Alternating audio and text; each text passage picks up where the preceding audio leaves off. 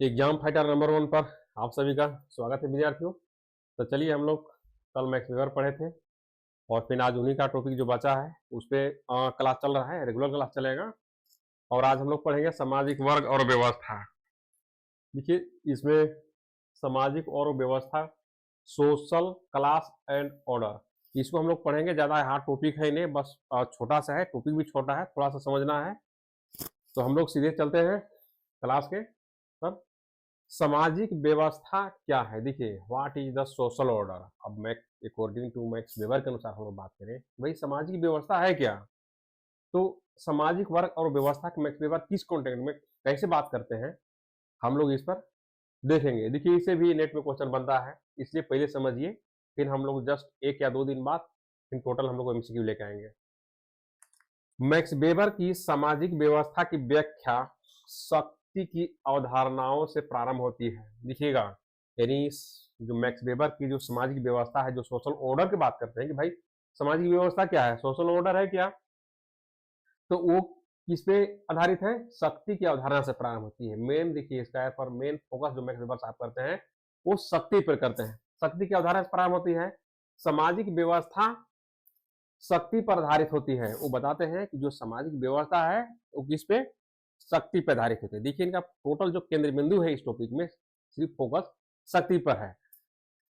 शक्ति से max weber का तात्पर्य उस अवसर से है जिसको कि एक व्यक्ति या कुछ व्यक्ति किसी समूह क्रिया में अपनी इच्छा की पूर्ति के लिए उस क्रिया में भाग लेने वाले दूसरे व्यक्ति द्वारा विरोध करने पर भी शक्ति प्राप्त कर लेते हैं। पर भी यानी विरोध करने पर भी प्राप्त कर लेते हैं। यानी बताते हैं कि जिनके पास शक्ति है वो व्यक्ति क्या करता है, जैसे मान लीजिए आपके पास शक्ति है तो दूसरे व्यक्ति जो है कमजोर व्यक्ति है, यानी किसी समूह में किसी प्रतिक्रिया में अगर भाग लेता है वो व्यक्ति और उसके पास शक्ति है क्योंकि उसके पास पावर है पहले से, तो किसी के जो आम लोग होता है या कुछ लोग को विरोध करने के बावजूद भी उस व्यवस्था को प्राप्त कर लेता है जिसे प्राप्त करना चाहता है। यानी हम आम भाषा में समझें, अकॉर्डिंग टू मैक्स वेबर के अनुसार कि सामाजिक और व्यवस्था क्या है, तो सीधी सी बात समझेंगे अपनी भाषा में कि जिनके पास शक्ति है वो जिस प्रतिक्रिया जिस चीज को चाहता है प्राप्त करने के लिए वो आसानी से प्राप्त कर लेता है क्योंकि उसके पास पावर है। आम लोग कुछ उसको विरोध करेंगे, विरोध के बावजूद भी वो उसको प्राप्त कर लेगा। प्राप्त करने के पीछे एक ही रीजन है कि उसके पास पावर है, यानी उसके पास शक्ति है। अब आगे देखते हैं।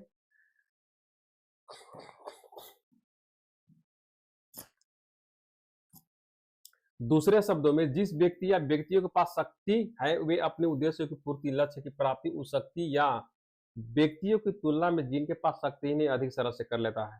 सही बात है।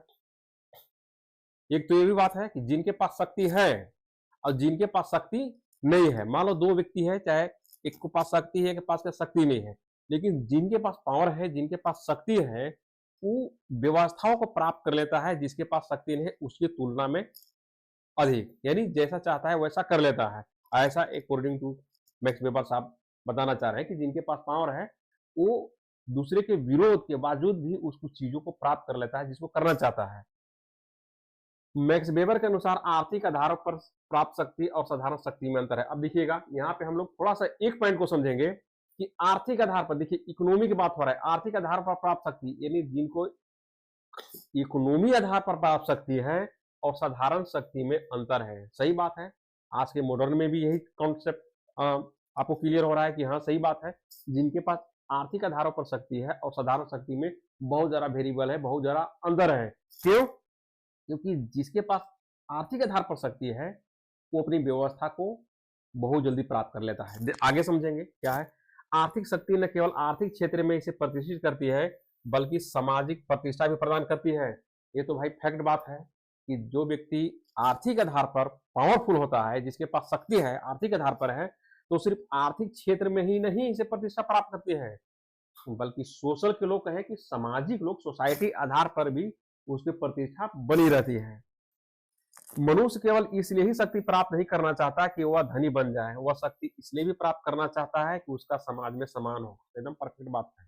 इंसान जो है सिर्फ यही नहीं चाहता कि हमारे पास पावर हो, हमारे पास धन हो, हमारे पास बहुत सारे सुख सुविधाएं हो, कि सिर्फ हमारे लिए हो। नहीं, वो ये होता है कि भाई वो उसका समाज में, सोसाइटी में उसका वैल्यू है, उसका महत्व भी हो, लोग उसको रिस्पेक्ट भी करें इसके कारण से, इसके वजह से भी लोग पावर को, कहें कि शक्ति को प्राप्त करना चाहता है।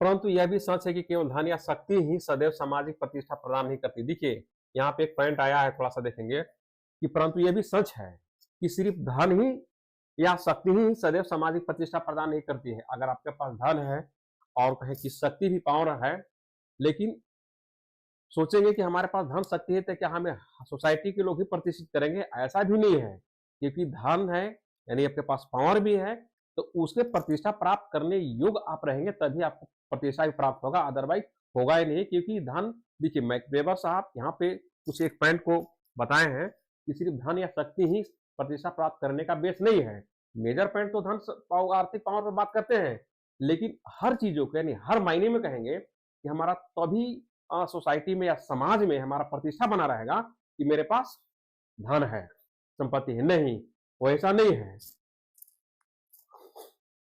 केवल धन के बल पर या शक्ति के आधार पर कोई व्यक्ति समाज में सम्मान प्राप्त नहीं कर पा सकता, उसके लिए अन्य गुणों की आवश्यकता होती है। किंतु सामाजिक प्रतिष्ठा राजनीतिक आर्थिक शक्ति का आधार हो सकता है।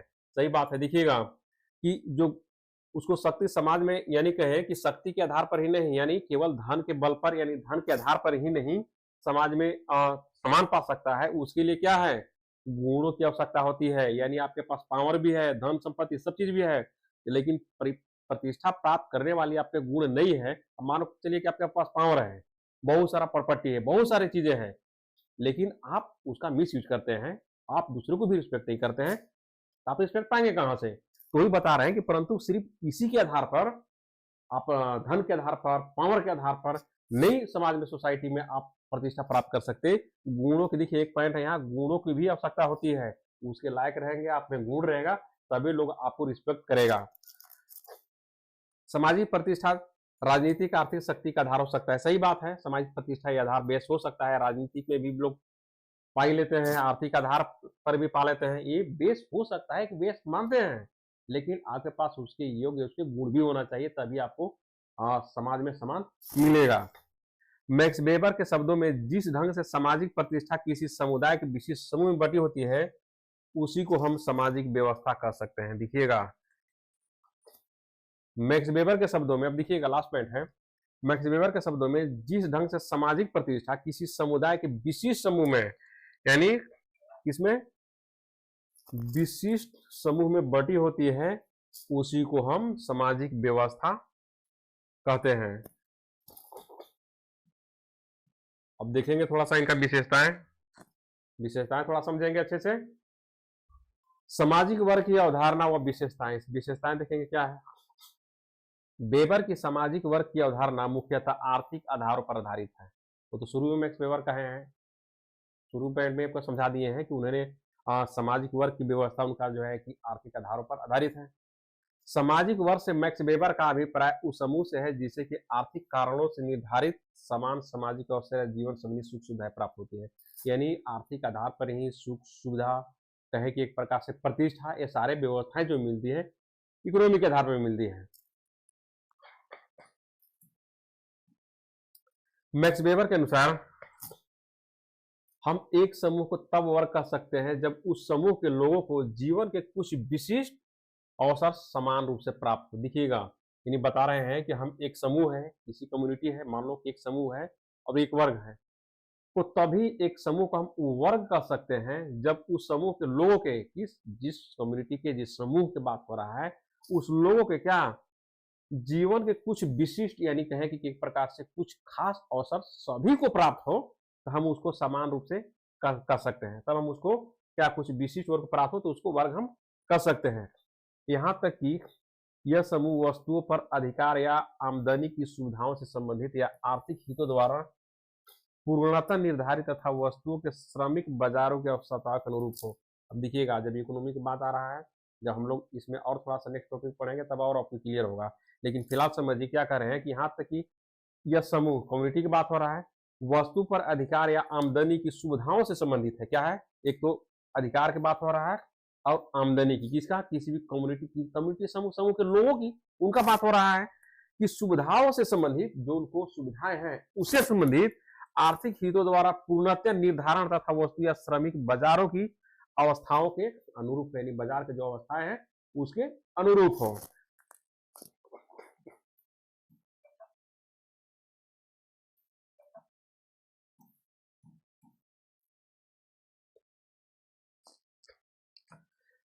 देखिए दूसरे शब्दों में मैक्स वेबर के अनुसार वर्क की 3 विशेषताएं हैं। अब यहाँ से देखिए, जो अगर उसमें आप नहीं समझ पाए होंगे तो यहाँ पे आपका क्लियर हो रहा है।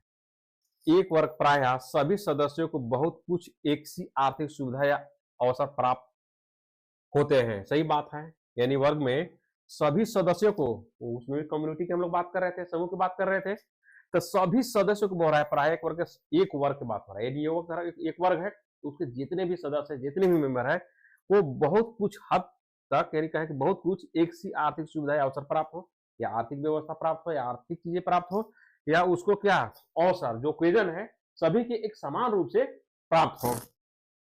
वर्ग पूर्णतः आर्थिक हितों पर आधारित होता है और उसके सदस्यों को वस्तु पर अधिकार तथा आमदनी में के संबंध में कुछ निश्चित अवसर प्राप्त होते हैं। सही बात है, यानी हम बात करें पूर्णतः आर्थिक हितों पर आधारित होता है, ये तो शुरू में बताए हैं। वर्ग जो होता है बिल्कुल किस पर आधारित होता है, पूर्णतः आर्थिक पर, इकोनॉमी पर आधारित होता है। और उसके सदस्य को, जो वर्ग के जो मेंबर है, उसको सदस्य को वस्तु पर अधिकार तथा आमदनी के संबंध में कुछ निश्चित अवसर प्राप्त होता है, कुछ ओकेजन है उसको प्राप्त होता है। यह अवसर सुविधा, वस्तु तथा श्रमियों के बाजार भाव के अनुसार बदलती रहती है। परफेक्ट है, इसमें चेंजेबल है, इसमें तो बदलाव होते रहता है। तो ये रहा आपका मैक्स वेबर साहब का सामाजिक वर्ग और व्यवस्था का सिद्धांत। हम लोग समझे कि कैसे जो समाज की पावर है जिसके पास सोसाइटी में, यानी जिसके पास शक्ति है, वो कैसे सारे व्यवस्थाओं को एक दूसरे के विरोध करने के बावजूद भी वो प्राप्त कर लेता है। और वर्ग क्या है, कैसी इकोनॉमी पर आधारित है, कैसे अवसर की बात हम लोग किए। तो चलिए हम लोग इस टॉपिक को समझे और हम लोग फास्ट करेंगे, कल से क्लास को और फास्ट करेंगे, और हम लोग जेट के एग्जाम से पहले टोटल सिलेबस को कंप्लीट कर लेंगे और एमसी भी कर लेंगे। तब तक के लिए थैंक्स।